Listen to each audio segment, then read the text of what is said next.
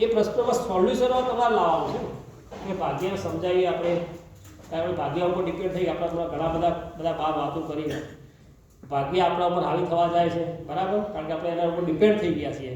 પણ તમારે બેસીને એને સમજાવવા પડશે ભાઈ આ, અને તમારી પાસે 10 એકર જમીન તો અડધા એકરથી શરૂઆત કરો, પણ શરૂઆત કરો તો બધી જાતનું જે પંચસ્તરી પદ્ધતિની ખેતી કરો, બધા જીવ તો ખરા પણ અસ્ત્રોની વાપરો,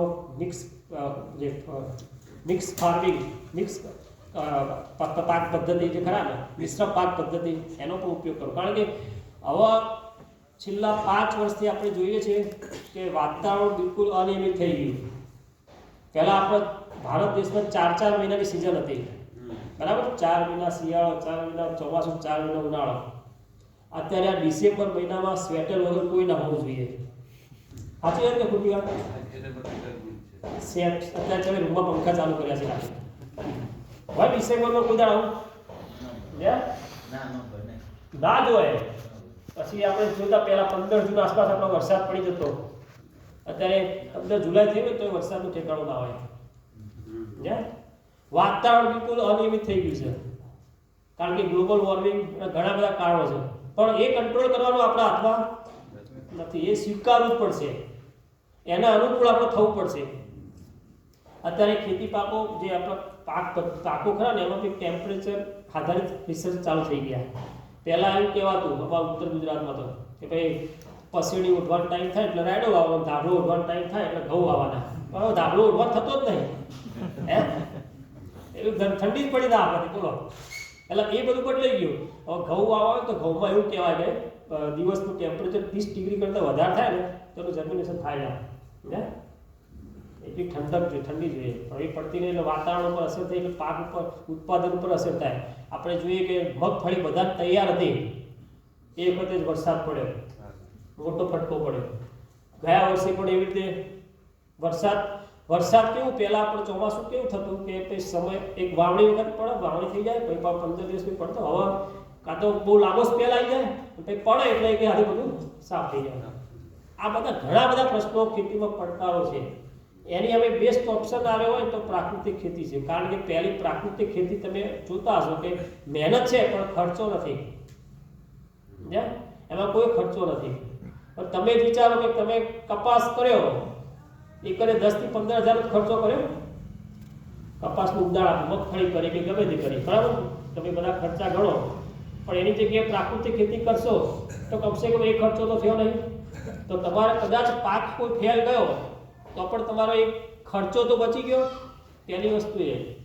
પછી આંતરપાક પદ્ધતિ એવું કે એ આખું રિસર્ચ કે બી કહે છે આપણે પહેલેથી ભલામણો પણ છે કે ભાઈ લાંબા ગાળો પાક જોડે ટૂંકા ગાળો પાક કરો, એક દળી કરો, દ્વિદળી કરો.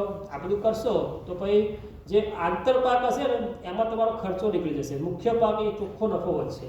બધા લાંબા ગાળો પાક, ટૂંકા ગાળો પાક, કદાચ એકાદ પાક લઈ લીધા પછી વરસાદ પડે, વાવાઝોડું આવે તો એકાદ પાકમાંથી થોડી તમારા ખર્ચોની આવક નીકળી જશે.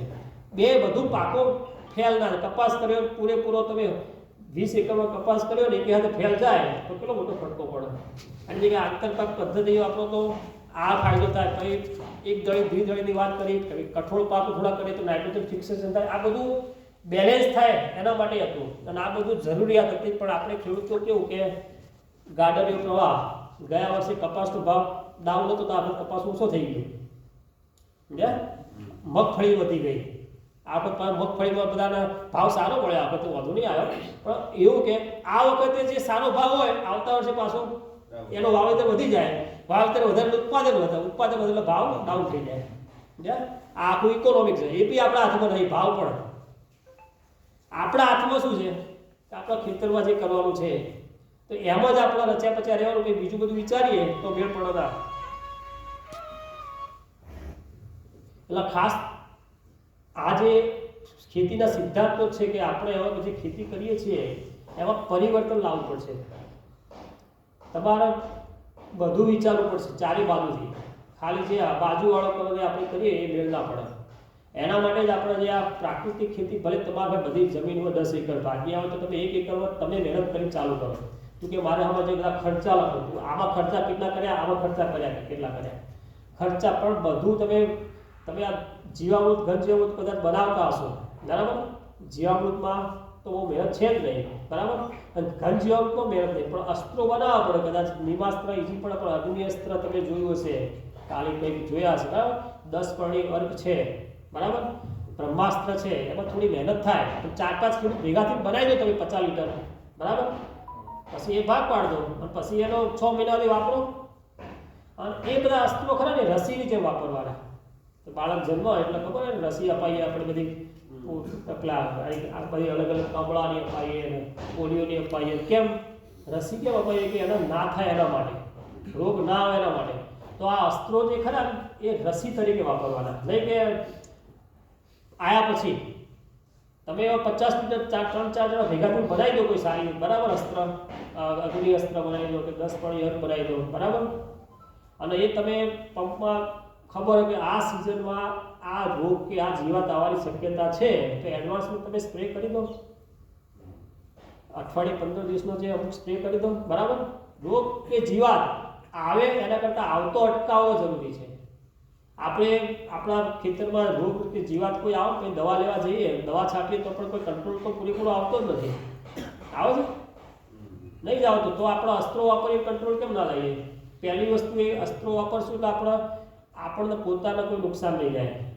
કારણ કે આપણા ગુજરાતમાં જેવા વિસ્તારો છે કે જ્યાં વધારે પડતી પેસ્ટિસાઇડનો ઉપયોગ થયો છે, બરાબર? અમુક ક્લસ્ટર છે એવા અમે જોયેલા છે કે જ્યાં વધારે પડતી નર્સરી હશે, બરાબર? કે ભાઈ મરચી ધરુવાળિયા વધારે હશે, એ વિસ્તારમાં અઢળક પેસ્ટિસાઇડનો છંટકાવ થાય છે, બરાબર? એ વિસ્તારમાં કેન્સરના દર્દીઓ પણ વધારે છે.